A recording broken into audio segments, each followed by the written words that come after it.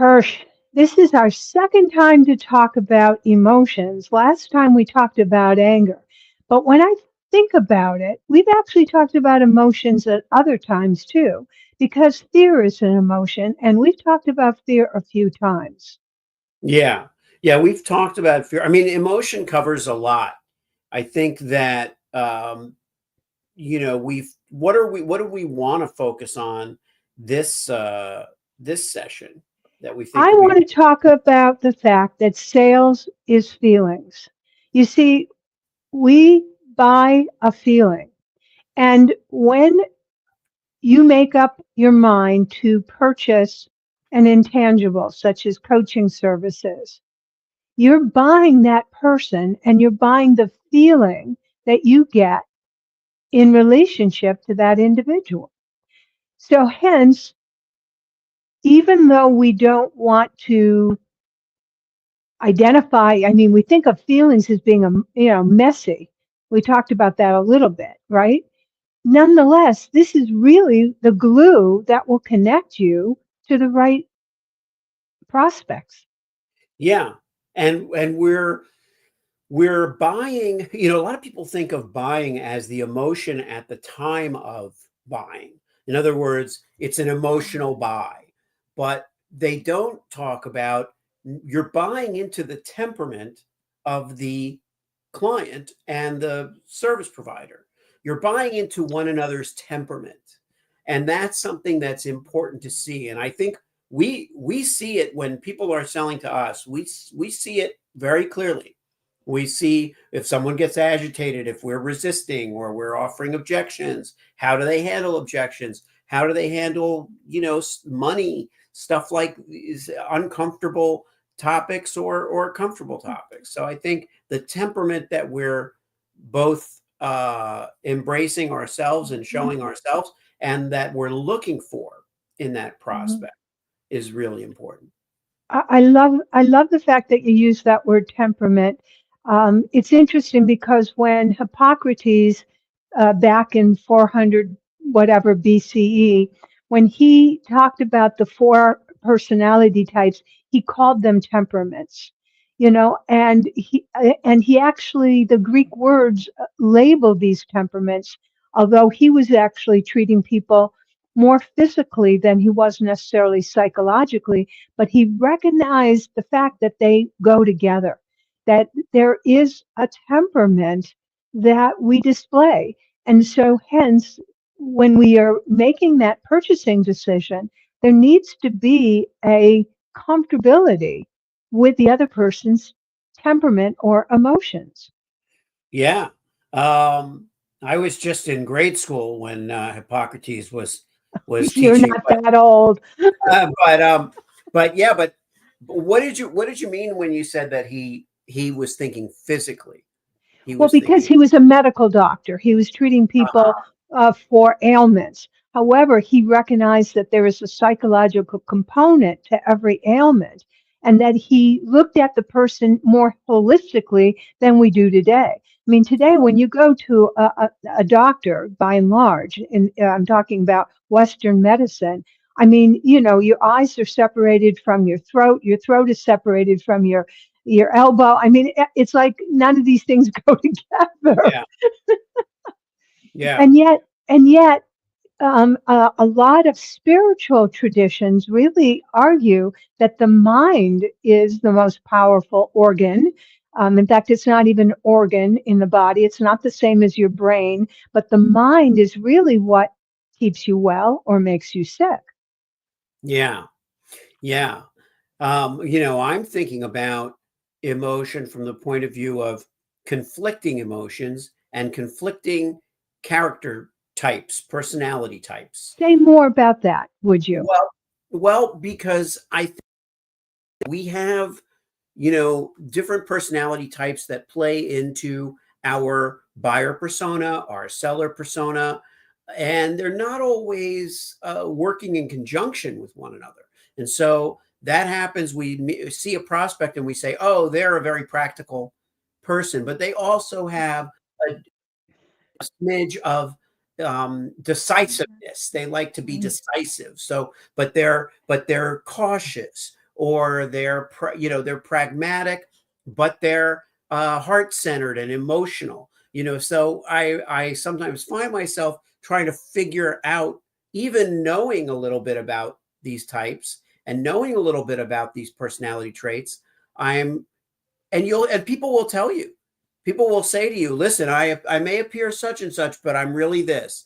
I've heard that so many times and not given it any thought. And now that we're doing this, I'm paying much closer attention to what people tell us about their personalities. But what do you think about these a dab of this, a dab of that? How it Well, makes sense of it. the, the truth is that we are a combination of all four personality styles. There's usually one that tends to be dominant when we talk to people, when we're in our social mode. But when we are making a business decision, that may not be the same style. And when you talk about conflict, even within the same person, there are conflicting pieces.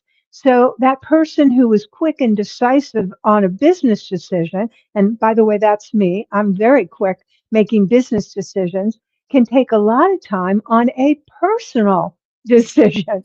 And, Oh, and I am, when it comes to personal stuff, I don't know why I'm far more cautious and hesitant, etc. Although, again, when I make a decision personally, it really has to be a connection with the seller. mhm. I'm very sensitive to the relationship factor.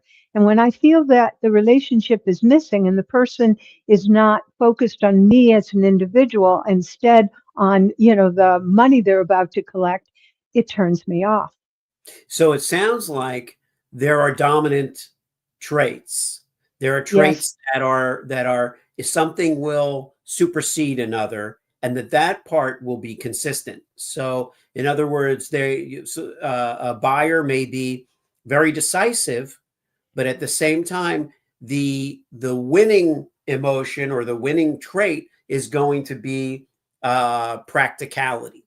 yeah. And Yeah, so, that yeah. is definitely something, and I know that you and I have worked together now even more closely than when we first started. And so you have been able to be the recipient of my reading of people's personality styles. And I'll say to you, yes, they're intellectually, they're very smart, they're guided by all sorts of information, they're creative, they're clever. But first and foremost, if there isn't the relationship, they can't say yes. And hence that heart centered, mission driven passion within them becomes a deciding factor before they can branch out and make other decisions. Now, in the with the subject of emotion, which adds another, we're usually talking pretty logically about all these different factors and all of these different. We want the people who tune in and the people we work with to have a better grasp of how to sell and how to buy Yes, to the yes. right kinds of people. And so we're And used, yeah. based on emotion. The buying and the selling, it's based on emotion. Even when we want to be super logical and super geeky, etc., it's based. There is emotional factor. Even if that emotion is, I really applaud and love logic, and things have to be, in a sequence.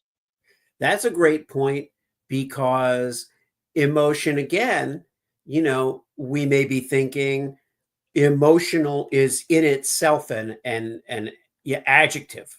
You know, we're thinking, oh, they got emotional. Well, you can be very emotional about something and be very calm, or you can be very decisive and feel really good in your heart when you do your gut check, but you're just not displaying a tremendous amount of Yeah, emotion. yeah, So the point you're getting across is that the emotion that's being felt could be logic, could be a real exactly. embrace of logic. I'm feeling extremely calm. I'm feeling extremely at peace with this decision. These are all Mm, very emotional. They're not mhm. histrionic, they're not demonstrative, hysterical behaviors, but Yeah, that's much more rare in business. What yeah, we're more likely to see are people's subtleties. Is that probably, is that? Yeah, I'm so glad you pointed that out. The number two style is probably the one that is most obvious in terms of being emotional because they get excited, they love energy. It usually gets conveyed. You can read it in terms of their vocal qualities and their behavioral animation and so forth. It's evident. The second person who is again pretty easy to read on emotion is that number four style because they do wear their heart on their sleeve. They are a person guided by how it feels and the connection that they have for other people. The six is the person who's reserved. They feel that emotion is something that has to be contained, and so they often don't show emotion, and they try to curtail it. And again, it's only something they share when they feel that there's been a warm up period, and that now we've somehow moved to another level of the relationship. And then, of course, the eight is total suppression. They don't like emotions. They're messy. They're awkward. They don't want to claim their feelings. And yet it's here, right? And so they get excited by ideas. And again, you can see it through the animation of their conversation. But yeah, there are different signs that show that emotion is that foundation or the heart of all of this. Yeah, emotion, and as I suggested, conflicting emotion. Um, Mm. we'll see a lot of people that you would describe as a 4-8. You know, um, and the four part of them is more engaged. Is more sensitive to, and probably doing the gut check, maybe the Mm-hmm. checking in with themselves, whereas Mm-hmm. the eight part of them is holding back, Mm. and that can make for a good balance. I mean, that can make for a very prudent decision maker, but it can be challenging in terms of a sale when you, as, and we can talk about this, when you as the seller have a very strong feeling that this is the best thing for this buyer.